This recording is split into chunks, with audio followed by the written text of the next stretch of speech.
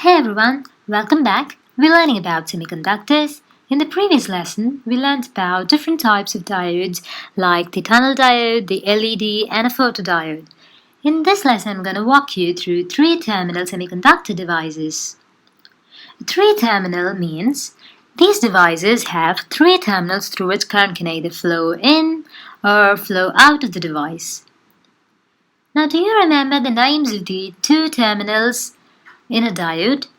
An anode, and a cathode. Similarly, even a three-terminal semiconductor device have different names. Now let's see, moving on in this video. Now, a three-terminal semiconductor device is usually a transistor, like a two-terminal semiconductor device is usually a diode. So these transistors have two main functions. They can either amplify the signal or they can switch. Now, there are different types of three-terminal devices as well. We have a bipolar junction transistor, we have a Darlington transistor, a field effect transistor, triac, and there's lots more. So a bipolar junction transistor is more like a back-to-back combination of a diode. A Darlington transistor is like you have multiple layers of BJTs. That is, you have multiple transistors connected forming a compound structure. A field effect transistor is a transistor that operates in the presence of electric field. And thyristor is a unidirectional device that conducts current, and similarly, triac is a device that has three terminals conducting current. Now, BJT and FET are the most commonly used three-terminal devices, which we will be learning in this course. So the three terminals of a bipolar junction transistor or any transistor is called as a collector, base, and an emitter. So there are two types of BJT, a PNP transistor and an NPN transistor. Now we saw that these transistors are more like a back-to-back connection of a diode. So take a look at this picture. Now this is how a PNP transistor looks like. And these are the circuit symbols of a PNP transistor, with the arrow mark going inwards showing the current flow's direction. Similarly, this is how an NPN transistor looks like, and these are the circuit symbols with the arrow mark going outwards showing the direction of the current flow. Now, NPN BJTs are the most commonly preferred BJT over PNP transistors. Now this is because electrons move faster in the semiconductor and they have faster response time than PNP transistors. Now let's see the working of an NPN transistor. Now this is an NPN transistor. Usually the base emitter region is forward biased. So we are connecting the positive terminal of the battery with the positive P-type and we're connecting the negative terminal of the battery with the negative N-type. So because this region is forward biased, there is repulsion of the electrons due to like charges repel. So the electrons move towards the P region. Now, a very few of the electrons tries to combine with the whole in the P region, and the majority of the rest of the electrons flow, and this constitutes the base current. Now, a few of it trespasses through this base region and move out, and they form the collector current. Now, usually the base collector regions are reverse biased, so we connect the positive terminal of the battery with the negative N-type and the negative terminal of the battery with a positive P-type. Now, since opposite charges attract each other, the electrons of the N-type are being pulled by the positive terminal of the battery. And similarly, here the holes are being pulled by the negative terminal of the battery. So now, majority of the electron trespasses through the base and they constitute what is known as the collector current. Usually the collector current is greater than that of the base current. Now there's very less amount of combination of electron and holes in the base region and the rest passes through the collector. So this is because the base is lightly doped and it's very thin. Now this is a common equation of current. Like the emitter current is a sum of base and the collector current. Now the DC current gain can be given by this equation beta, which is the ratio of the collector current to the base current, which ranges between 20 to 200. It doesn't have a unit, I hope you know, because the units of current are ampere. So both ampere cancel out each other. And yeah, less than 5% of the electrons combine with the holes in the base region.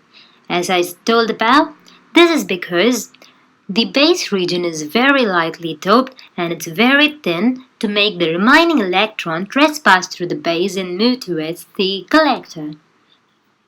Similarly, the current gain of the transistor could be given by the alpha, which is the ratio of collector current to emitter current. So even a small base current can control a large collector current. Now we will see about PNP transistors. It's more or less the same working with a little difference.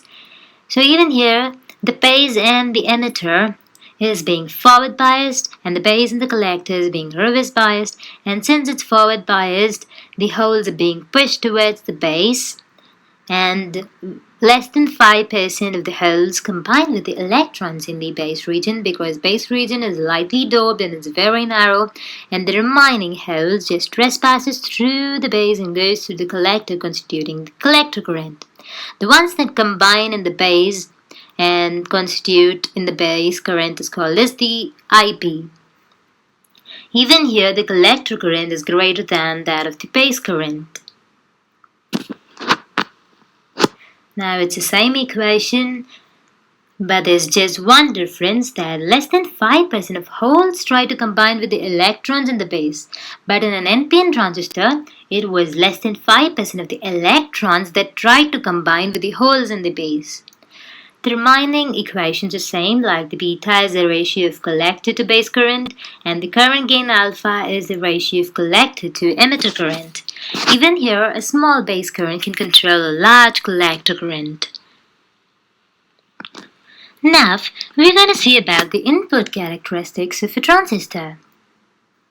Now, this is a graph of the base emitter voltage to the base current. So the resultant graph, we can find out the collector emitter voltage. By taking the slope of this graph, we can find the VCE.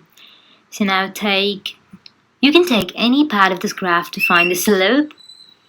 Now consider and taking the slope of this region of the line. So it is the ratio of the difference between the base current and the ratio of the difference between the base emitter voltage. So it is 80 minus 60 to 0.8 minus 0.6, which is 10 voltage. So this is the input characteristics of a transistor. We will also see the output characteristics of a BJT. So this is a graph of collector emitter voltage to collector current. So the slope of the graph gives you the base current. Now, so long we saw about PNP, NPN all constitute the types of bipolar junction transistor, but all of these types were based on common base. Now there are two more types, like common emitter and common collector. So what does this mean? We were looking into types based on common base, that is, the voltage is connected to the base and the voltage is considered common for both emitter and collector. A common base acts like an anti-emitter follower. It works as current buffer by taking low input impedance and giving out almost the same current with a higher impedance. So that is common base. Now what is a common emitter? It's the same.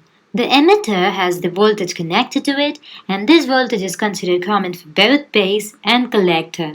Here the base is the input and the collector is the output. This is a popular transistor arrangement. This common emitter arrangement is used for voltage amplification. Now next is the common collector. What is common collector? Can you guess now? Yeah, the collector has the voltage connected with it and that voltage is considered common for both base and the emitter. Here the input is the base and the output is the emitter. Now, this is also called as the emitter follower or the voltage follower. It's used for both current amplification and as a voltage buffer. Yeah, we've come to the end of this lesson. Long story short, we'll summarize what we learned in this video. We learned about three-terminal semiconductor devices. We saw what's a transistor. We saw two types of bipolar junction transistor, a PNP and NPN. We also know the names of other types of transistors, which we will be learning in the later part of this course. Well, thank you for watching and stay tuned for more. If you have any queries, please ask me in the comment section below.